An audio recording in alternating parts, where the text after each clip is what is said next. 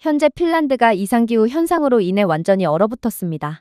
핀란드는 현재 극한의 이상기후 한파 속에 도로의 모든 교통이 멈추고 국가 자체가 가동 중지된 상황이라고 하는데요. 그런데 이러한 전 세계가 가망이 없다며 포기한 이상기후 상황에서 한국의 방법이 도입되자 핀란드에는 충격적인 변화가 시작되었다고 합니다. 그렇다면 한국의 방법을 사용한 핀란드가 대체 어떤 변화를 맞이하게 되었던 것일까요? 안녕하세요. 제 이름은 마티 코스키넨입니다. 저는 핀란드 헬싱키에서 거의 40년 동안 교통국에 몸담아왔고, 현재는 부국장으로 근무하고 있습니다. 그리고 핀란드처럼 대중교통 버스가 단순한 서비스가 아니라 생명줄인 국가에서는 그만큼 제 임무가 막중하다고 할 수 있죠. 하지만 최근에 저는 엄청난 위기를 겪게 되었습니다. 중국산 버스를 도입했다가 엄청난 사상자가 발생하며 전 국민에게 욕을 먹게 되었고, 결국 저는 부국장 자리에서도 쫓겨날 위기에 처하게 되었거든요. 버스 정책에 실패한 제가 많은 욕을 먹는 것은 어찌 보면 당연했습니다. 핀란드의 많은 지역에서 버스는 눈과 혹한의 기후로 고립된 마을을 도시 병원, 식품시장, 직장과 연결하는 마지막 실타래거든요. 자가용이나 다른 수단을 이용하면 되는 거 아니냐고요? 다른 따뜻한 나라와 달리 이곳에서는 눈폭풍이 몰아칠 때 걷거나 자전거를 타는 것이 위험합니다. 자동차는 밤새 얼어붙고 철도 노선은 서리로 인해 멈추는 경우가 많으며 도시 전역에 눈이 내리는 경우에는 택시 서비스조차 원활하지 않죠. 따라서 버스는 그만큼 핀란드에서 절대적인 역할을 수행하는 것입니다. 하지만 제가 중국산 버스를 도입한 것은 어쩔 수가 없는 선택이었어요. 핀란드 전역에 버스를 필요한 만큼 공급하는 건 현실적으로 매우 어려웠거든요. 핀란드의 기본 인건비를 고려해 본다면 이건 거의 불가능한 과제였습니다. 그리고 국토 면적 대비 인구수가 매우 적은 핀란드에서는 더더욱 버스 인프라를 확충하기 어려웠어요. 그러다 저희는 중국과 대규모 무역협정을 체결하게 됩니다. 그들은 북극 해운 확장을 위한 투르크와 로비사의 항구 접근을 대가로 저희에게 파격적인 가격으로 전기버스를 공급해주기로 약속했죠. 계약을 따내온 저는 처음에는 엄청난 계약을 따냈다며 박수갈채를 받았습니다. 그러나 그러한 박수는 얼마 가지 않았죠. 재난의 첫 징후는 새로운 중국 버스가 등장한 지 불과 몇 주 만에 찾아왔습니다. 그들이 공급한 버스는 외관만 멀쩡했지 내부는 깡통과 다름이 없었거든요. 히터는 온도가 영하 15도 이하로 내려가자마자 고장났습니다. 앞 유리가 안쪽에서 안개가 끼었어요. 일부 모델에서는 문이 얼어붙어 소방관들이 문을 열어줄 때까지 승객들이 갇혀 있어야만 했습니다.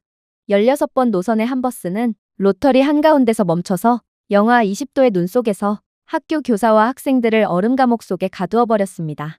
심지어 중국산 배터리는 매우 조악한 품질을 자랑했기에 날씨가 조금만 춥다 싶으면 배터리는 하룻밤 사이에 방전이 되어버리더군요. 결국 저는 중국으로부터 쓰레기를 돈 주고 사왔구나 싶어 머리를 감싸 줄 수밖에 없었습니다.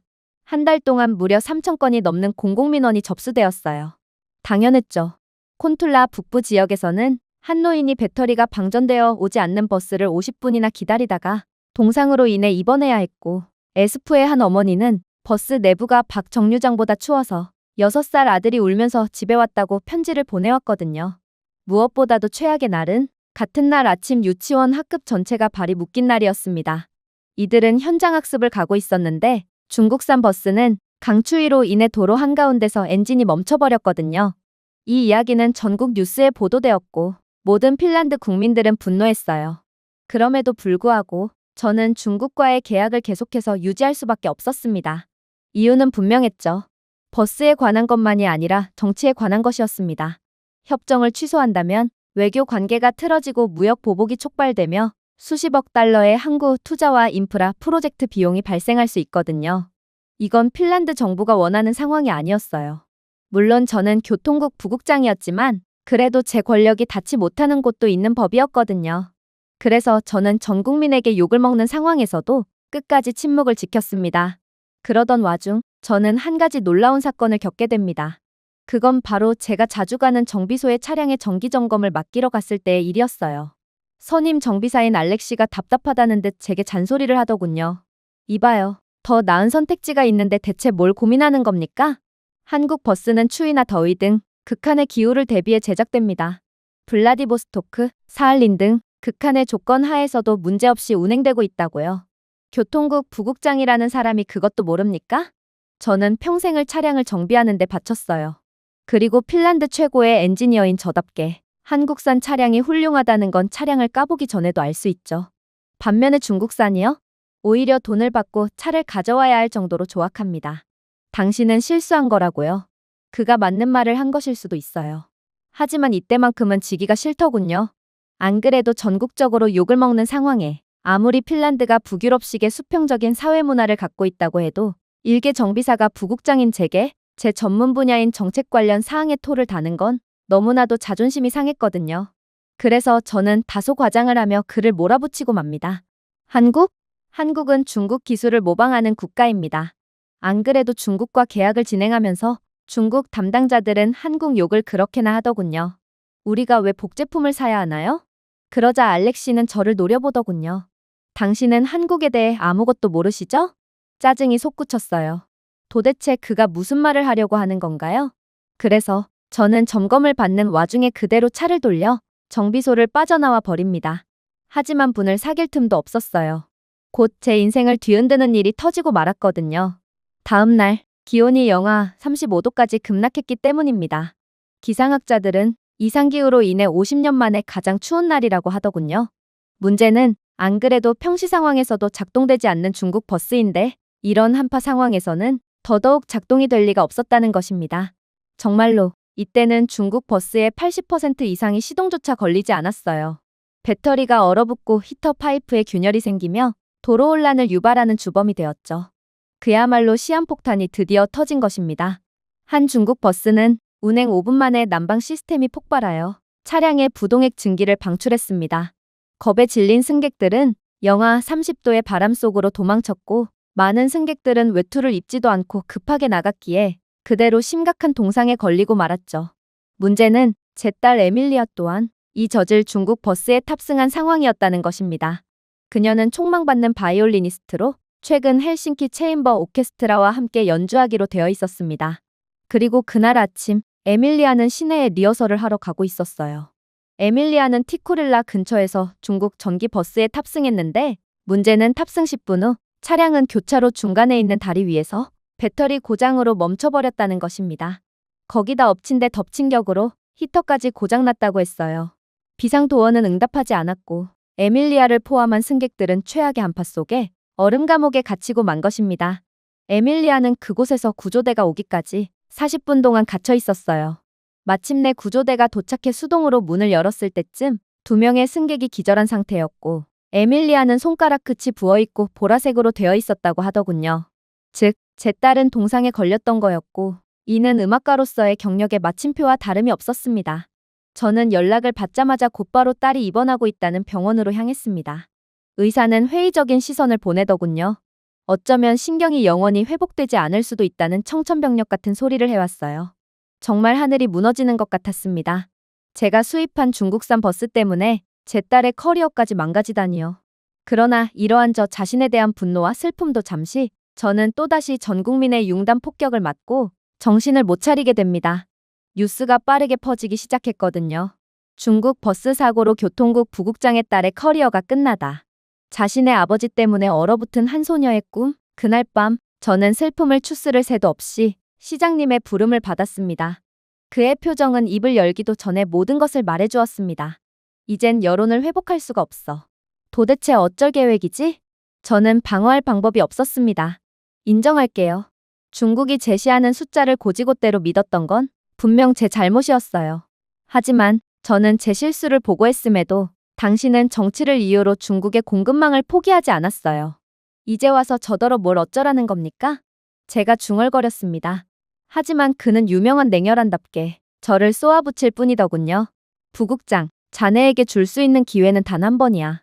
실수를 바로잡을 기회 말이야.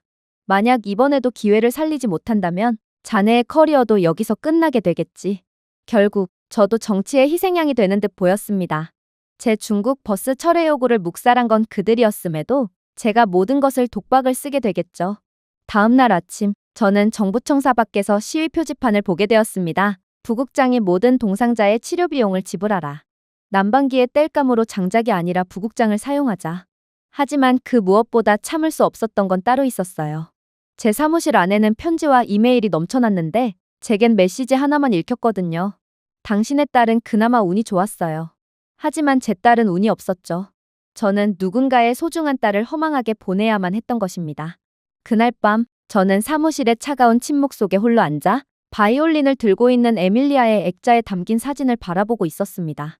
제 경력에서 처음으로 저는 단순히 잘못된 것이 아니라 패배감을 느꼈습니다.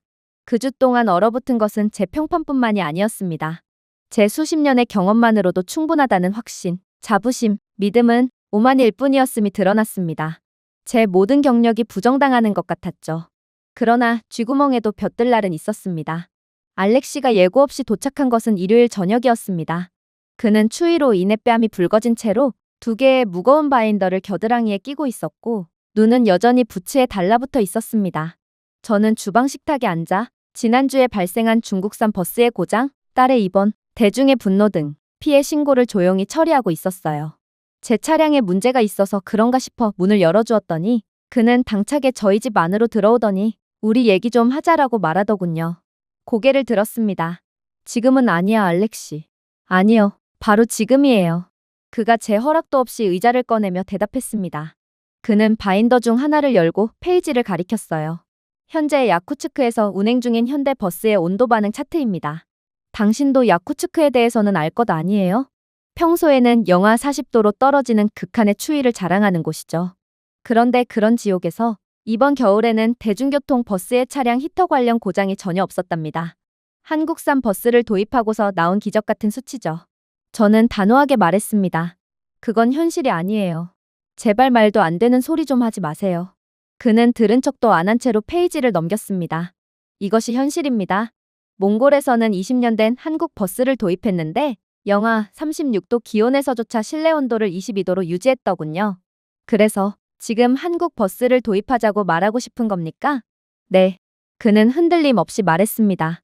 한국은 사람을 위해 만드는 국가기 때문이죠. 한국 버스는 여분의 히팅 루프, 추위에도 무너지지 않는 딥사이클 배터리, 바닥 패널의 3중 단열재로 설계되었습니다. 차량 관련 기술자라면 모두가 알고 있어요. 한국의 기술력은 이미 전 세계 최고 수준이라는 것을 말이죠. 저는 한숨을 쉬었습니다. 알렉시, 나는 이미 수십 년 동안 이 일을 해왔어요. 스웨덴산 자동차, 독일산 자동차, 심지어 초기 일본산 하이브리드도 다뤄봤죠. 한국은 그저 모조품을 만들고 혁신인 척 하고 있을 뿐입니다. 그는 얼굴을 찡그렸습니다. 그건 40년 전의 일입니다. 당신은 아직도 20세기에 갇혀 있나요?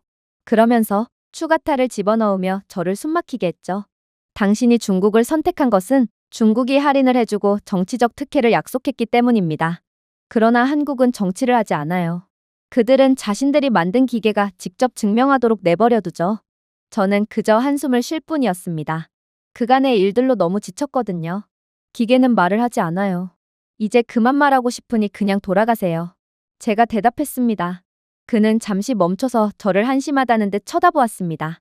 당신이 그러고도 교통국 부국장이야? 당신은 핀란드의 수치야. 이제 제발 현실로 돌아오라고. 그는 제 대답을 기다리지 않았습니다. 알렉시는 실망스럽다는 표정을 지으며 코트를 다시 입고 아무 말 없이 문을 나섰거든요. 저는 그가 남겨두고 간 바인더를 바라보며 혼자 남았습니다. 표지에는 빨간색 밑줄이 그어진 인쇄된 인용문이 있었어요. 무역이 아닌 신뢰를 위해 구축된 기술. 그리고 저는 눈을 감았어요. 며칠 후, 저는 인천공항에 도착했습니다. 솔직히, 제겐 딱히 선택권이 없기도 했어요. 목을 쳐달라고 모가지를 길게 내빼고 있을 바엔 그냥 뭐라도 하는 게 훨씬 나았죠. 그래도 여전히 희망이나 기대 따위는 없었습니다. 하지만 도착 터미널에 들어섬과 동시에 저는 이상한 망설임을 느끼게 됩니다. 인천공항의 공간은 마치 공상과학 영화 속의 무언가처럼 눈앞에 펼쳐졌거든요. 곡선 유리와 엔지니어드 스틸의 광활한 물결인 천장은 자연광으로 홀을 가득 채웠습니다. 실내 기온은 덥지도 춥지도 않게 완벽하게 균형을 이루고 있더군요. 분명 이곳은 수많은 인파로 가득한 유명 공항이었지만 전혀 답답하지 않았어요. 그야말로 최적이었습니다. 처음에는 중국과 마찬가지로 보여주기식 인프라일 거라고 생각했던 스마트카트는 제가 경로를 입력하자 자율적으로 길을 안내해 줌과 동시에 제 여행 가방도 함께 옮겨주었어요. 제 위에는 투명 OLED 비행보드가 아키텍처에 매끄럽게 내장되어 있는 것이 보였습니다. 불안정한 전력망 공급으로 인한 깜빡임도 없었어요. 실시간으로 업데이트되고 다국어 시스템과 모션 인식 시스템이 탑재되어 있기에 손을 들어 가리키면 인터페이스가 바뀌었습니다. 심지어 비인기 언어인 핀란드어도 제공하더군요. 하지만 더욱 충격적이었던 점은 따로 있었습니다. 저는 곧 이번에 저를 현대 스마트 팩토리로 안내해줄 박지연이라는 젊은 여직원을 만나게 되었는데 그녀는 감탄하며 공항을 둘러보는 제게 놀라운 말을 해오기 시작했거든요. 이 공항의 모든 구역은 미세 기후 AI로 매핑되고 있어요. 천장, 바닥, 심지어 벤치에도 있는 센서가 온도 변화, 인체 밀도, 공기 흐름을 감지하죠. 이 시스템은 특정 지역이 혼잡해질 시기를 예측하고 환기, 조명, 심지어 향기까지 자동으로 조정합니다.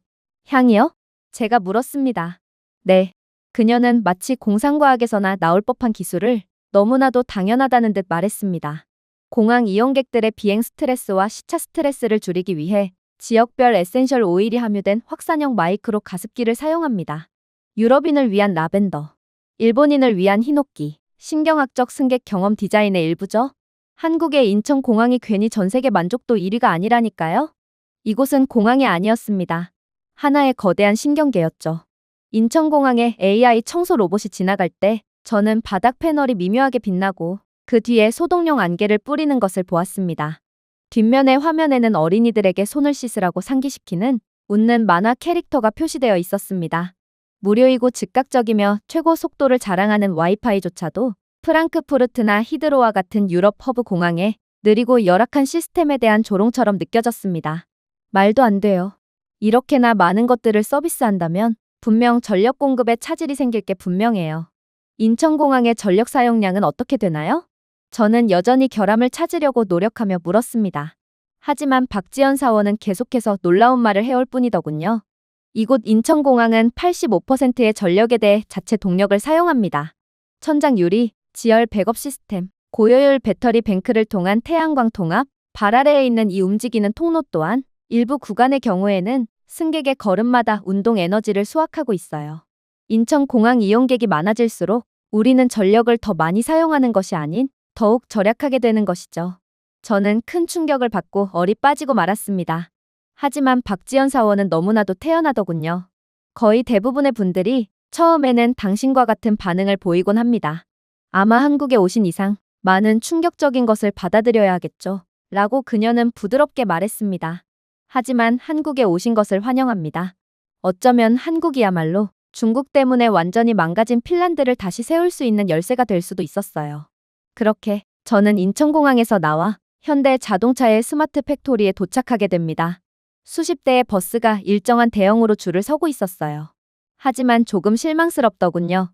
스마트 팩토리라더니 이건 딱히 특별할 것도 없었거든요. 그냥 일반적인 버스였죠. 하지만 그러한 제 허탈감도 잠시 저는 믿기지가 않는 정보를 얻게 됩니다. 이 버스들은 최신형의 쇼룸 모델이 아니라 12년 이상 된 차량도 있는 중고품이었던 거였거든요. 말도 안 됐습니다. 단 한 대도 노후화된 것처럼 보이지 않았거든요. 페인트는 공장 수준의 일관성으로 반짝였고 앞유리는 흠집이 전혀 없었어요. 그러나 박지연 사원은 제가 감정을 추스를 틈조차 주지 않았습니다. 그녀는 이러한 중고 버스에 대한 점검 과정을 보여준다며 중앙 진단 베일을 향해 손짓을 했거든요. 그러자 제 차량 물류에 대해 알고 있던 모든 것이 바뀌었습니다. 한국은 그간의 제 경력을 완전히 부정하는 미친 기술을 만들어낸 상태였거든요. 각 버스는 다중 센서 진단 터널로 운반되었는데 터널 위에는 고해상도 카메라가 차량 외부를 스캔하여 5초 이내의 표면 장력, 차체의 미세 균열 및 페인트 불규칙성을 분석했습니다. 그 아래에는 서스펜션 불균형을 0.5mm까지 식별하는 무게 분포 센서가 여러 개 있었죠. 대부분의 국가는 주기적인 수동 점검에 의존합니다. 라고 박지연 사원은 설명하더군요. 하지만 한국에서는 모든 버스가 매월 전신 스캔을 받습니다. 재판매 또는 배포 전에 기계적, 열적, 전기적, 구조적 등 172개의 검사 지점을 거치죠. 그러더니 그녀는 태블릿을 제게 건네주었습니다. 화면에는 현재 터널 안에 있는 버스에 대한 실시간 진단이 업데이트되었습니다. 브레이크 패드 두께 82%, 영하 섭씨 20도에서 히터 효율 94.5%, 배터리 성능 저하 최소, 실내 공기질 지수 우수. 이건 미친 상황이었습니다. 다른 나라였다면 최소 5명이 달라붙어서 버스 한 대당 최소 하루 동안 점검을 해야 할 것입니다. 그러나 한국은 인력이 전혀 필요 없이도 하루 만에 수십, 아니 수백 대의 차량을 모조리 검사할 수 있는 미친 기술을 이미 개발해 놓은 상태였죠. 하지만 여전히 박지연 사원은 넋이 나가 있는 저를 그냥 두지 않았어요. 그녀는 제게 보여줄 것이 아직도 한참이나 남았는데 뭐 이 정도로 놀라냐는 표정을 짓더니 이내 저를 차가운 방으로 데려갔거든요. 영하 25도로 설정된 이 시험실은 극한의 시베리아 추위를 재현하기 위해 지어졌다고 했어요. 한국의 버스는 아무리 십수년은 된 고물 버스라도 전 세계의 극한의 기후에서도 문제없이 운행되고 있다고 하더라고요. 그리고 이건 전 세계에서 오직 한국 버스만 가능하다고 했죠. 그래서 극한의 메마르고 뜨거운 열기를 자랑하는 사막 국가들, 극한의 추위를 보여주는 러시아 등의 국가에서는 전부 한국산 버스만 이용한다고 했어요. 이들에겐 아예 선택권 자체가 없었죠. 아무튼 내부에는 한때 서울의 언덕길 북쪽 노선에서 사용되던 11년 된 버스가 점화 준비를 마쳤습니다. 외부 전원이 공급되지 않았습니다. 예열이 되지도 않았죠. 그럼에도 운전자가 열쇠를 돌리자 4초 만에 엔진이 펄럭였어요. 몇 초 후 히터가 예상했던 것처럼 건조하고 쌕쌕거리는 것이 아니라 그날 아침 덕트를 청소한 것처럼 가득 찬 채로 따뜻한 공기를 불어넣기 시작했습니다. 저는 침묵 속에 서 있었습니다. 제 머릿속에는 완전히 다른 이미지가 떠올랐어요. 불과 2달 전 헬싱키에서 중국 버스가 눈사태 속에 죽어 앉아 있었고 문이 얼어붙어 있었고 당황한 승객들이 유리를 두드리자 오류가 난 중국산 버스는 뜬금없이 중국어를 내뱉으며 대시보드가 깜빡였습니다. 영하 25도라면 중국 버스는 난방 장치는커녕 아예 시동조차 안 걸릴 게 분명해요. 하지만 한국의 10년 이상 된 버스는 그런 중국 버스를 완전히 비웃고 있던 것입니다. 저는 한국이 자체 기술력으로 개발한 적외선 드론을 사용해 한국인 기술자가 침착하게 각 좌석의 열 프로파일을 검토하는 모습을 지켜보았습니다. 좌석 12A, 22.4도, 좌석 12B, 22.3도, 객실 전체는 정상 범주의 따뜻한 온도를 유지하고 있었습니다. 믿기지가 않았어요. 한국이 이 정도로 미친 기술력을 가지고 있을 거라고는 상상조차 못했거든요. 이건 전통적인 자동차 강국인 독일이나 일본조차 완전히 짓밟아버리는 충격적인 퍼포먼스였습니다. 그래서 저는 다시금 회의적인 말을 건넸습니다. 이 정도 수준의 세부사항은 실제로는 제공되지 않을 게 분명해요. 중국도 수치상의 기술 퍼포먼스는 훌륭했어요. 그러나 실제 받아본 차량들은 죄다 고물들이었을 뿐이죠. 그러나 이러한 제 다소 무례한 발언에도 박지연 사원은 그저 미소를 짓더라고요. 한국에서는 기술과 공공 서비스를 분리하지 않습니다. 한국에서 버스는 단순한 기계가 아니에요. 목숨을 가진 사람을 옮기는 중요한 교통수단이죠. 저희는 반드시 핀란드까지 약속을 옮길 것입니다. 그 문구는 제가 예상했던 것보다 더 깊이 와닿았습니다. 저는 회의실을 나서면서 핀란드에서도 한국의 스마트 팩토리에서 봤던 것처럼 데이터를 즉각적으로 관리할 수 있는지를 물었습니다. 그러자 박지연 사원은 당연하다는 듯 고개를 끄덕이더군요.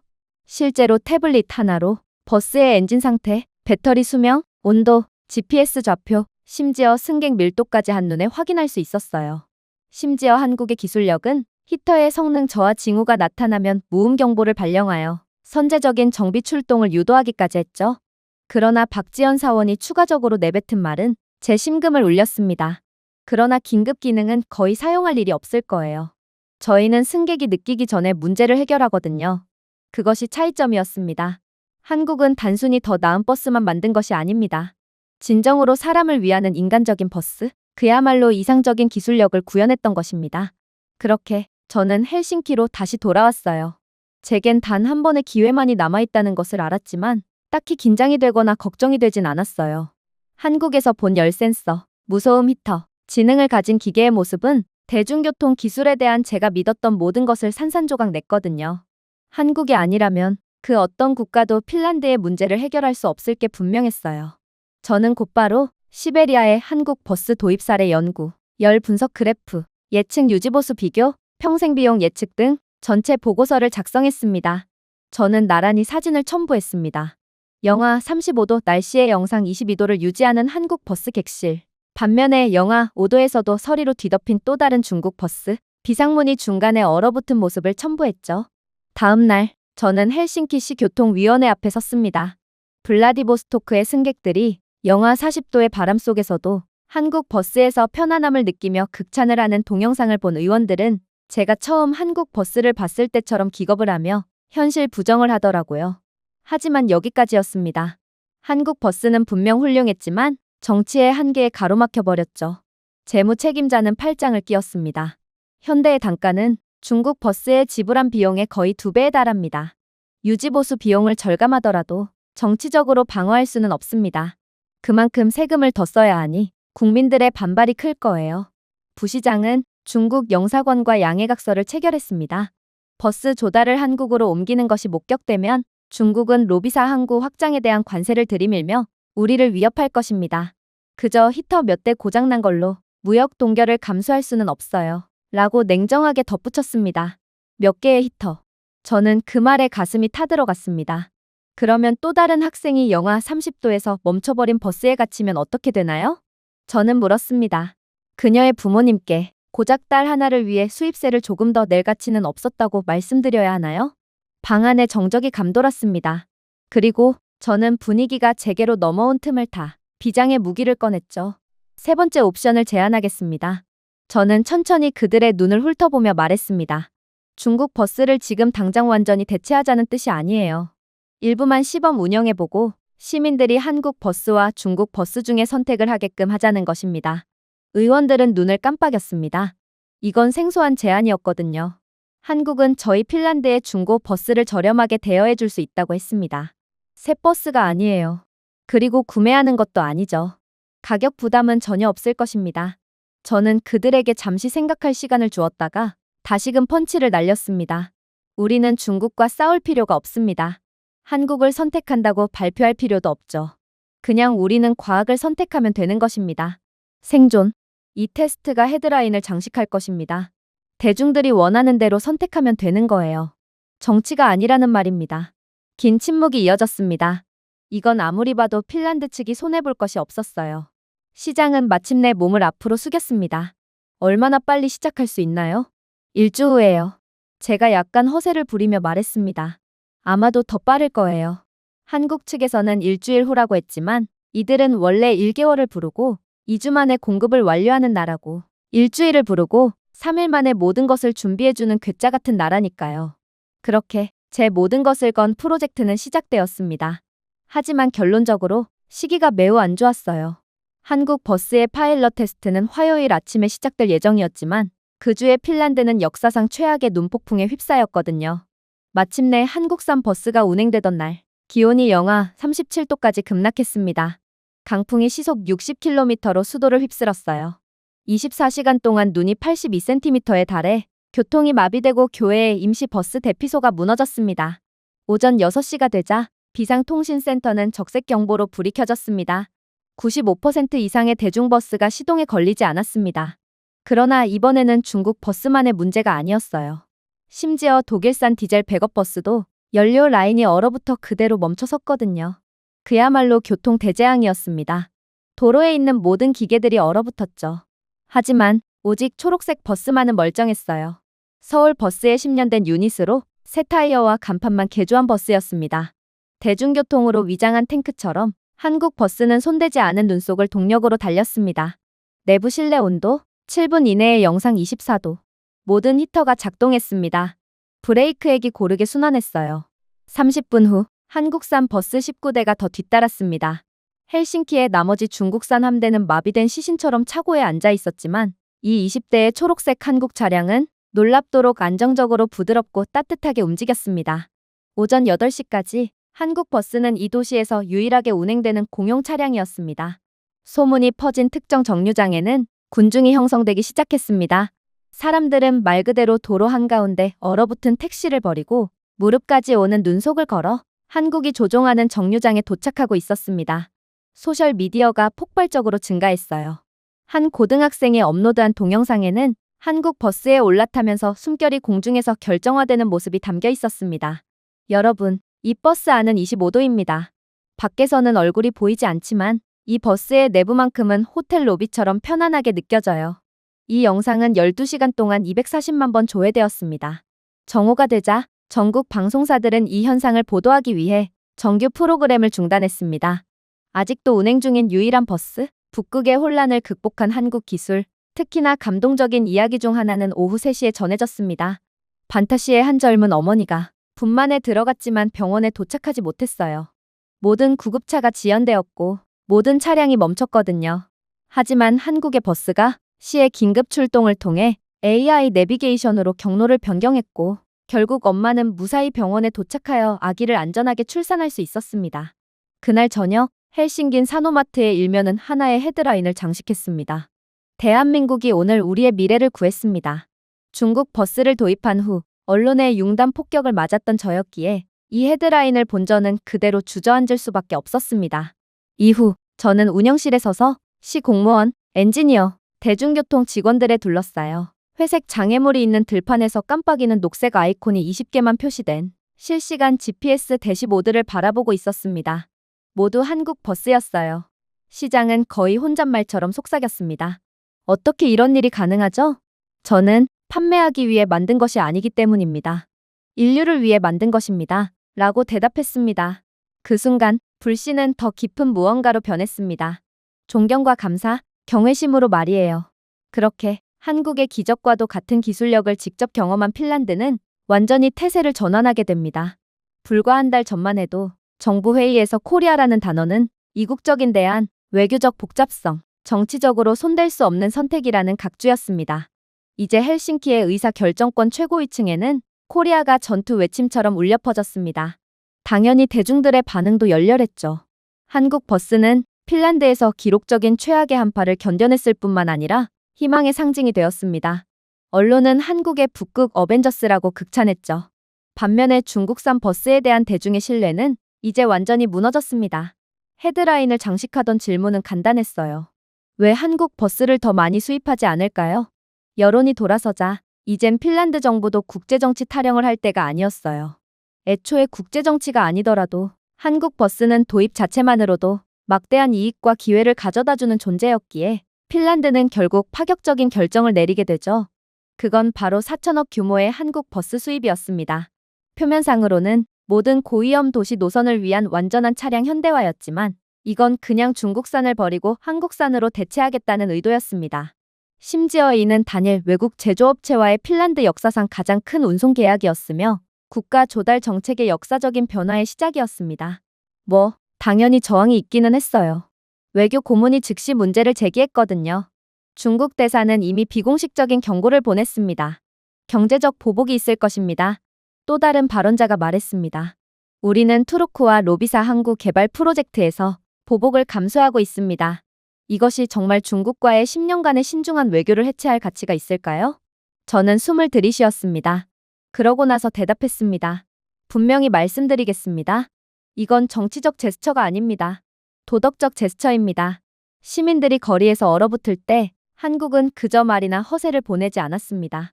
한국은 실패하지 않는 버스의 형태로 따뜻함을 보냈습니다. 영하 37도에서도 달리는 이 버스들은 승객들이 어디 출신인지, 어떤 언어를 사용하는지, 어떤 정치적 성향을 가지고 있는지 묻지 않았습니다. 그들은 그저 움직였고 결과적으로는 생명을 구했습니다. 저는 계속했습니다. 중국은 우리에게 가격을 주었습니다. 그러나 한국은 우리에게 증거를 주었습니다. 우리 시민들은 더는 울고 있는 아이와 함께 얼어붙은 버스 안에 갇혀 있을 것을 대비하지 않아도 됩니다. 그것만으로도 충분한 거 아닌가요? 침묵이 방 안을 가득 채웠습니다. 그리고 10분 만에 역사적인 계약이 승인되었죠. 그리고 이때까지만 해도 모르고 있었습니다. 이 계약은 핀란드 국민들이 가장 사랑하는 계약이 될 것임을 말이죠. 한국 버스의 완전 도입 이후 YLE 뉴스와의 인터뷰에서 에스프의 한 할머니는 이렇게 말했습니다. 저는 버스를 탈 때마다 매번 담요를 들고 다녔어요. 중국산 버스는 히터가 제대로 가동되는 법이 없었거든요. 지금은 대신 책을 가져옵니다. 한국산 버스로 바뀐 이후 늘 따뜻하고 편안하며 제 시간에 도착했거든요. 한국산 버스의 조명은 주변 햇빛에 따라 동적으로 조정되었으며 눈이 오는 아침에는 따뜻한 흰색으로 늦은 저녁에는 시원한 톤으로 바뀌었습니다.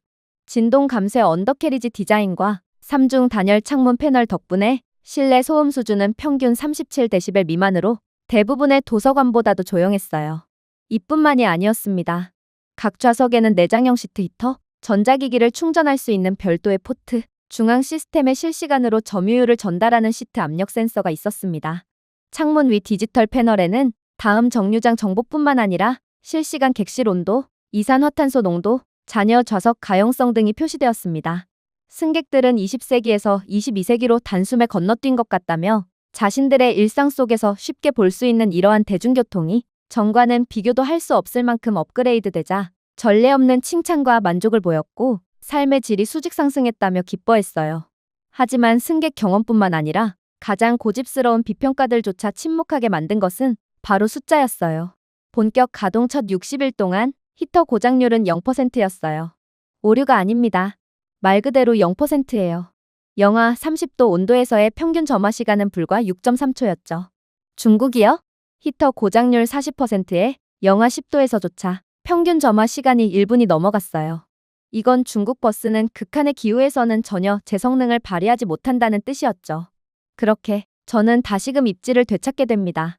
국민들의 여론도 다시 좋아졌어요. 그야말로 저는 지옥과 천당을 오갔던 것입니다. 저는 정신없는 순간들이 지나가자 제 딸 에밀리아를 찾아갔어요. 마지막으로 병원에서 그녀를 봤을 때 그녀의 손은 열거즈로 감겨 있었고 손가락은 추위로 인한 신경 손상으로 약간 떨리고 있었습니다. 바이올린은 손대지 않은 채로 놓여 있었고 그녀는 다시는 바이올린을 켤 수 없을지도 모른다는 불안감에 실어증까지 걸린 상태였어요. 에밀리아, 내가 실수를 했어. 제가 시작했습니다. 교통 공무원으로서뿐만 아니라 너의 아버지로서도 말이야. 그녀는 저를 바라보았습니다. 에밀리아, 너는 내 결정 때문에 다쳤어. 그리고 나는 매일 죄책감 속에서 살고 있단다. 그녀의 손은 약간 떨렸지만 통증 때문은 아니었습니다. 아빠. 에밀리아가 가늘지만 안정된 목소리로 말했습니다. 사실 저는 화가 났어요. 가끔은 여전히 화가 나요. 하지만 저는 최근에 아빠가 한 일을 봤어요. 그녀의 손가락이 휴대폰 화면을 스쳤습니다. 한국 버스 덕분에 출산을 할 수 있게 된 아이 엄마, 그리고 눈보라로 인한 시야 차단으로 대형 추돌 사고가 난 상황에 오직 한국 버스만이 부상자를 병원으로 옮기며 사람들의 목숨을 살린 사건 등 한국 버스가 만든 기적적인 상황들이 펼쳐져 있더군요. 아빠는 핀란드를 구했어요. 아빠가 사람들을 구한 거예요. 저는 부끄러워서 고개를 숙였습니다. 저 버스는 내가 만든 게 아니야. 한국이 만든 거지. 아니요. 그녀가 대답했습니다. 하지만 아빠는 한국을 믿었고 모든 것을 걸고 한국을 들여보냈어요. 아무 문제 없는 척 하는 것보다 더 용기가 필요한 결정이에요. 긴 순간 동안 침묵이 이어졌습니다. 에밀리아는 조용히 일어나 바이올린 케이스를 열더군요. 바이올린이 빛 속에서 부드럽게 빛났습니다. 그녀의 손가락은 여전히 이전보다 느리지만 조심스럽게 들어올려졌습니다. 다시 연습하고 있어요. 에밀리아가 말했습니다. 아직은 별로예요. 동상 때문에 연주가 힘들거든요. 하지만 나중에는 반드시 원래의 실력을 되찾을 수 있게 되리라 믿어요. 한국도 원래는 가난하고 기술력도 없었던 국가였지만 이제는 기술력 하나로 사람들의 목숨까지 살리고 있잖아요. 저도 반드시 한국처럼 할 수 있을 거예요. 에밀리아는 바이올린을 턱 밑에 집어넣었습니다. 에밀리아는 활을 한번 부드럽게 그렸고 한 장의 음표가 방 안을 가득 채웠습니다. 순수하고 흔들리지 않으며 따뜻했습니다. 저는 오랜만에 처음으로 평화를 느꼈습니다. 한국은 정말로 단순한 기계를 수출한 것이 아니었어요. 제가 준비해온 내용은 여기까지입니다. 끝까지 시청해주셔서 진심으로 감사드리며 여러분들의 구독과 좋아요, 알림 설정은 영상 제작에 큰 힘이 됩니다. 이상 세모튜브였습니다.